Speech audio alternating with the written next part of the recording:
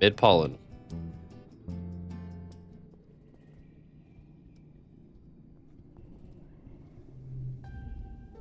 Mars is staring into space, looking somber. She doesn't even notice that you come up beside her and barely reacts when you say hello. Thinking of Tammy, she says quietly. She used to sit down the hill there in the spot in the sun. Every morning she'd just sit there for hours in the sun, doing nothing, just being happy. You stare down the hill to the spot near the entrance of the quarters. You can imagine her there, working some little craft project, humming to herself. I miss her too. Now she's dead, Mars says, making a face. How's that for fair? Of all the people, how come it had to be my friend? You don't have an answer. You ever heard Mars call Tammy your friend before? Well, of course she was.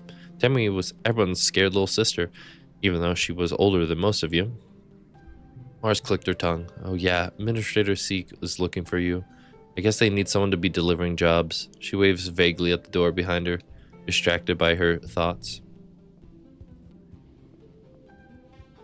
You doing, Cal?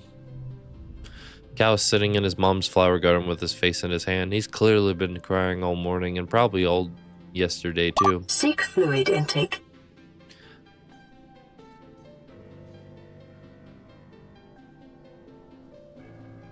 He and Tammy were really close. When you guys used to play house in the creche, Tammy was always the mommy and Cal was the daddy. Even though you were just little kids, you kind of always giggled about how obvious they were going to be together forever, like a princess and a knight. Help! I miss her too. I called you. Me too, he sniffs, looking up at you. You can see how puffy and red his eyes are. You really, really do. Tammy always liked these flowers, he mumbles. Sometimes I pick some for her. Well, you showed up at a very sad point in the story. You got this, Kaji. You got this. He runs his hand over the pretty white flowers. Don't tell your mom, okay? Tears well up and slowly leak out his eyes. He doesn't even blink, just stares at the flowers as the tears run down his cheeks. You decide to give him some space. So basically, one of the kids that you kind of interact with early on, something happens and she passes. And so, kind of interacting with people right now. Can you believe Tammy died? Dice asked morbidly. Heard Chief Engineer Instance tell someone about it. He lowers his voice. Tammy got shocked by a broken hollow projector. The one in the creche with the dancing teddy bear. You remember? She touched it. She got chucked all the way across the room, making silly motion. And bam, she was dead before she even landed. Wow, really? Not embarrassed. Yeah, I mean, it's too bad she's gone. She was nice. That's kind of a cool way to die. Dice! Jesus. Anemone is chucking rocks at the strato, sending metallic clangs across the, ringing through the colony. Stupid planet, stupid creche, stupid spaceship. She bends down to pick another rock, but instead sobs and braces her hands on her knees. Stupid everything. Why did she have to die? Not fair. Kids aren't supposed to die. We're not having a good time on the colony. We're like our second season in of the first year, and we're not doing good. Tang is pacing around the engineering. She looks upset. Shouldn't have happened, she says. What happened to Tammy? It shouldn't have been possible. There was no reason for the hollow projector to break. Professor House said it was recently serviced and nothing was wrong with it before it just... She gestures angrily. Just blew up for no reason. No one would have wanted to hurt her so. Why? How? It doesn't add up. What's up, Blazer? Sorry, Solana. I want to think about this some more. I hate when I can't find the answer. I think Administrator Seek wants to talk to us. So we're strong enough now to deliver supplies, which is awesome. The thing is, I don't want to deliver supplies yet.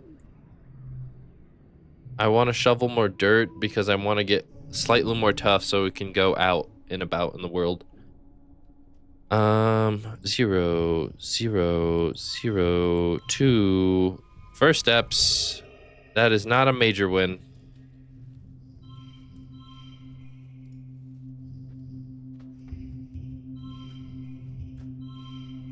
That's not a super wind. There's a way to way to super wind it, right?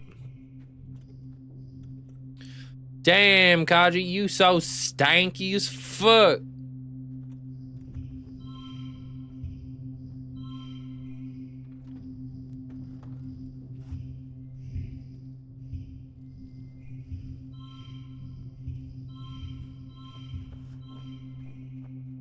I don't think we get past 13, to be honest.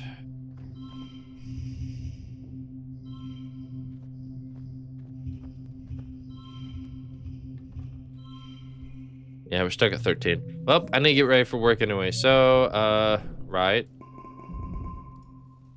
All right, we have +3 toughness. What are we at? 16. Damn, we need 20 to be able to get out and about. Colony's going to hold a funeral for Tammy. You guys came at an interesting fucking time. I apologize. Do you want to attend? If you don't feel up to it, you could skip it and take the month off instead, or you could get back to work.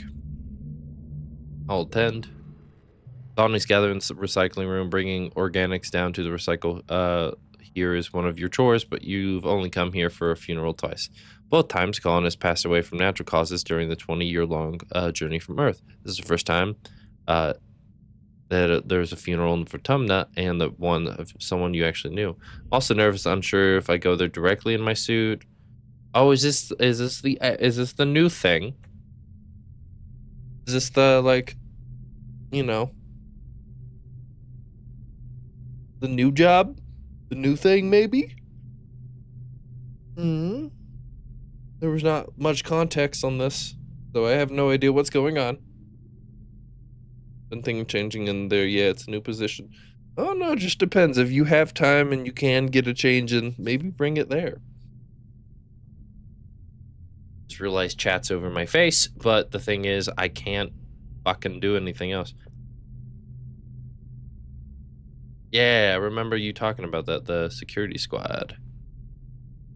The mouth of the organics recycle has been polished, and a wreath of young yellow flowers placed along the opening. Inside, you see a shrouded figure, Tammy's small body. Tammy's dad, Uncle Tonin, is here, as well as your parents, Auntie Sedin, the rest of the council. Cal is here with his mom and her partners. Partners? Hey, yo! Already crying in their arms. The room is packed with people, and the feeling of grief is so thick you can taste it in your mouth. Governor Utica stands before the assembled crowd. There are no words to ease the pain we feel today. She begins solemnly. There's only sad company of those left behind to share the burden of that grief. Tammy was our child, one of the first humans to be born in space, and the first to. I'm gonna get there early and fucking carry my suit. Since I don't know what to expect, I'll arrive in normal uniform. Fair enough.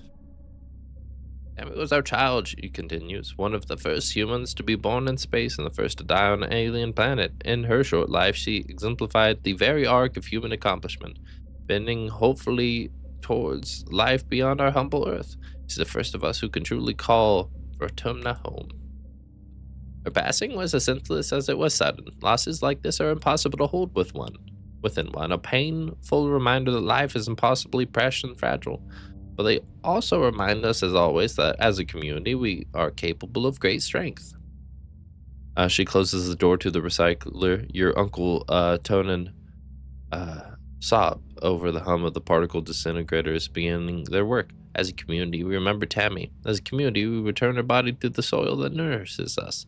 It is in this way, Tammy, our child from the stars, will never truly be lost to us. What's up, Jen? You came during a dark time in the story, my friend. How you doing? How are you doing? Ceremony is adjourned, but a few people stay back to console Uncle Tonin as he keeps vigil of the recycler. Cal and Uncle Tonin hold each other and weep openly. Mother stays behind to receive Tammy's remains. As head of geoponics, she will be responsible for adding them to the colony's precious supply of brown soil from Earth. Your dad accompanies you out of the recycling room. He clears his throat. I want you to know that you don't need to be okay, he says, clasping his warm hand on your shoulder. If you want to take the rest of the month off, everyone's going to understand. I'm going to go to school. I am holding it. Needing to seek a new job sucks. That's a big hug. I have fucking been there, my friend. Big hug to you, and I hope it it all works out. You doing okay though? We have a little less stress because you feel better just having to say goodbye. You didn't really know Tammy that well after all. It's sad that she's dead, but you have to move on. Hi, Udi. Are you exocolonizing? Yeah, we just went through like a death in the game. Still age 10. And I am just wanting to go and get toughness done. I should have actually talked to people, but instead I immediately... The goal is 11. So are we doing bink, bink? What I forget what I did. Did I do 1, 2... It hits the goal. I think we do that. We don't have the super goal, but we have that. So we got +3 toughness and another kudos and some stress, but not crazy enough. The reason we're trying to go for toughness is we're trying to get into the like expeditions. Cal's mom, Tira, is sitting with Cal against the makeshift fence that surrounds the garden. He looks absolutely shattered, and Tira rubs his back. He sees you and musters a brave smile that doesn't reach his eyes. Hey, Solana, it's good to see you. I don't have enough biology to give a nature fact. Dad wants to say something. Just is such a dry, hot season. Both suns are high in the sky, baking the unusually lush Vertumnant's jungle. If there's a breeze, it's warm, and you've guessed it, dusty. Your parents are up every day before dawn, which comes far too early for your liking. They're usually gone by the time you wake up and home after you're asleep, so you have to visit them at work if you want to see them. Good morning, Gooseberry. Your dad greets you cheerily. Have you come to see the harvest? Your mom and I are gathering crops from the actual Vertumnant's dirt this week. Sure, that sounds neat. He shows you around the rows of corn and beans from the earth. They all look a little yellow and scraggly, not what you expected, but your dad enthusiastically points out the vegetables ready to harvest. Don't forget, he tells you, Vertumnant's festival's coming up. There'll be a talent show and science fair. I'm sure you're eager to participate, Solana. Vegetables. Vegetables. Your mom looks annoyed. Solana, she begins with a sigh. I know we said you're mature enough to decide your own schedule now, but don't prove us wrong. If I find you've been playing hollow games in our quarters all day, I swear. I wasn't. I spoke with your teacher. Hal wants to see you in class more often, Solana. You can pick any subject, but I want you to study hard. And you try your best to excel at whatever you decide to do. The colony is too small to support layabouts and freeloaders. Try to swallow your frustration. Nothing good ever comes from arguing with your mom. Her face softens and she puts her hand on your shoulder. Mother and I do appreciate that you've been helping out in geoponics, but you do know how I feel about education, Solana. Your future is more important than shoveling dirt around. I just want to become tough enough so I can walk outside the wall. He's sitting on the dice is sitting on the ground outside the gate, under the watchful eye of someone working expeditions. We're just stuck here as we were on the ship, he mumbles, but he didn't say anything after that. I just want to put dirt in my mouth, Mom. I don't think there's anything I can do yet. He's so sad. Sad Uncle Tonin. Anemone is lying in the dirt and grasping for breath. It's so hot, he complains. Am I supposed to run in these conditions? The garrison. Don't really have any bravery. What are we at? We at 19? Fuck it. Mom can't control us. Let's do sports ball in a second. But we want to talk to Tan Mars. Solana, she says, we need to discuss my brother. Ooh, Dice? Yes, Dice, she says impatiently. I need you to figure out where he's been disappearing ever since we landed. I barely see him anymore. He doesn't even come home at night, and sometimes I trails off and looks at her feet. I'm not very good terms with my brother of late, but well, people are becoming worried. Get the feeling Tand is the one who's worried, but she doesn't want to admit it. I'll find out. Thank you, Solana, she says, relieved for a second before her expression hardens again. I mean, it would be a ridiculous waste of resources if something to happen to him, and no one knew where he was or how to find him. Right, of course, Tange doesn't get worried. When would Tange get worried? Not allowed. Penelope, how is ya? Are you still the very big tireds? I don't have persuasion enough to really talk to her. Ugh, I have all these kudos and nowhere to spend them. Seek says the depot store won't open till next year. How am I supposed to show off how much better and hardworking I am than anyone else? God, I want to fight. Always. I'm Eepy, bug in a wakey world, but I'm slightly less tired than usual. Well, that's something. Eepy little bug in a waking world. Anemone meets you on the court. She bounces from one leg to the other. My brother Com is organizing the youth team, she tells you. His name is Com because he's kombucha. These fucking names. Kombucha.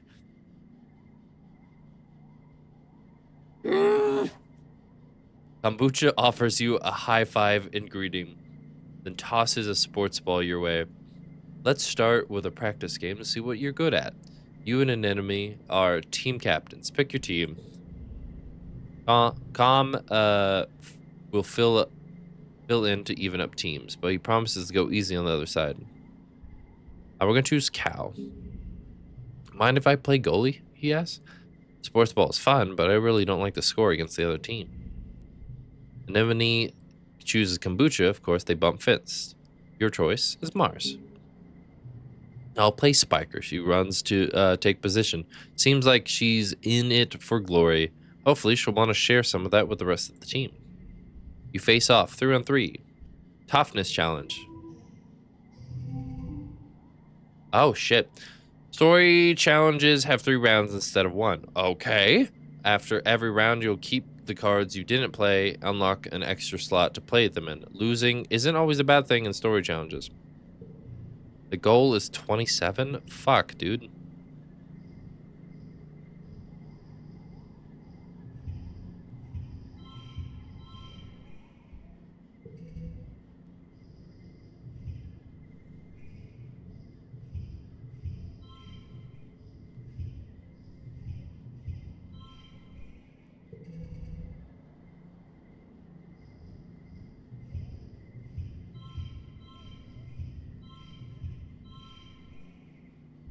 Oh, it's 3 rounds. I don't think we make it.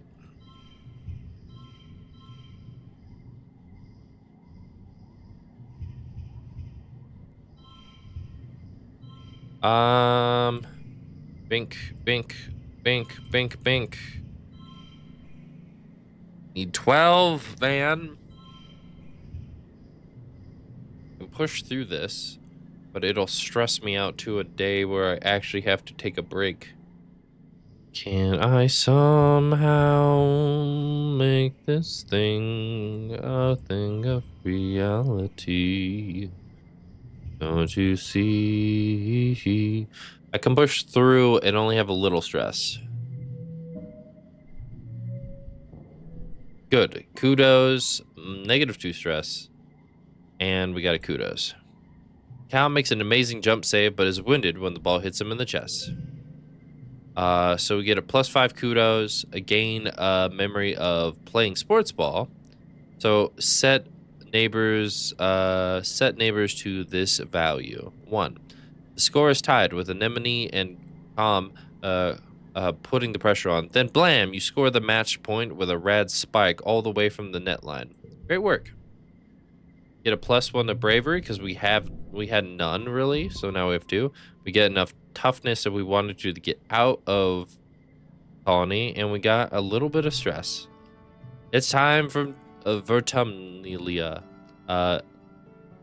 Uticott and the council have called a festival to celebrate life on the planet Vertumna, everyone gathers in the colony square to hear Governor Uticot's speech. In Earth's history, Uticott begins and then clears her throat and waits for everyone to quiet down. Ahem, in Earth's history, Vertumna was known as the god of seasons, change, gardens, and fruit. It's no coincidence that our forebearers of the Vertumna project chose to take on such an auspicious name in the hopes seeding future bountiful seasons of humanity. We will continue this tradition of Vertumlia, a midsummer festival to celebrate our Vertumna, this lush planet upon which we will find ourselves today. Everyone applauds. The members of the council all get up on stage at a time to give their own short speeches. Governor Uticott announces each. Governor Uticott, Command, Chief Administrator Seek, Command, Chief Security Chief Ret, Garrison, Chief Engineer Instance, Engineering, Chief Cultivator Flulu, Geoponics, Chief Steward, Anti-Sentient Porters, and then we have Chief Surveyor, Melatonin Expeditions. Or Tonin, god damn it. When it's your mother Flulu's turn, she announces that tonight you'll be eating some of the first crops grown from Tamden soil. Your eyes go to the festival table aboard the Stratosphere. It would have been mostly soy-based food from the nanoprinters, spiced up with what precious fruits and vegetables could be grown in the growing bays. This year, the Earth's plants look even less robust than usual, but they're some planted by Vertumdan plants you've come to appreciate. Juicy potato pods and slabs of edible fungi. She takes the stage after everyone in the council has said their piece. What is a festival without festivities? She asks. Professor Cal and Security Chief Ret have organized a 3-part competition for the kids. Good luck, children.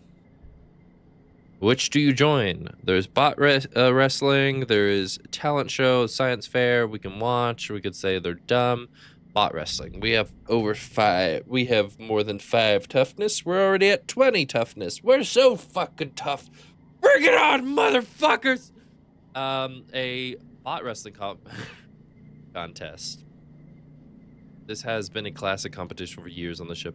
Someone has rigged up a hydraulic lift bot. Hey, Buck, how are you? To stretch out, increasing its strength over time. The aim is to see how long you can hold it closed, using any part of your body before it pops open. Anemone and Cal are competing with you. Cal doesn't like that it's a competition, but he does love bot wrestling. Wrestle that bot. Doing all right? Actually got some sleep? Heck yeah, we love that for you. We have 3 rounds and we have to hit 41. Oh, shit.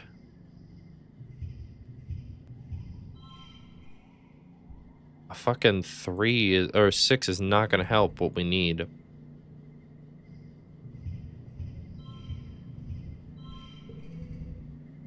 I don't think we hit it. The stress would kill us. Oh my god. I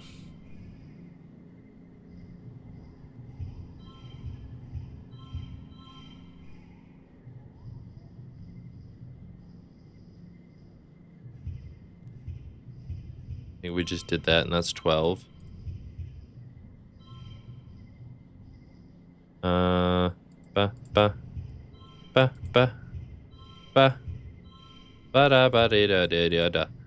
I don't know what the fuck I'm doing. Where's my timer? Oh, we still have 13 hours. I was like, whoa. So it is not a 96-hour subathon, by the way, to anyone who's still listening. It is a 72-hour subathon. We will be, I think, between 6. We have 13 hours, which will bring us about. We are still like 16 to 17 hours from our max. Is a big thing. Alrighty. I don't know if we can get this, dude.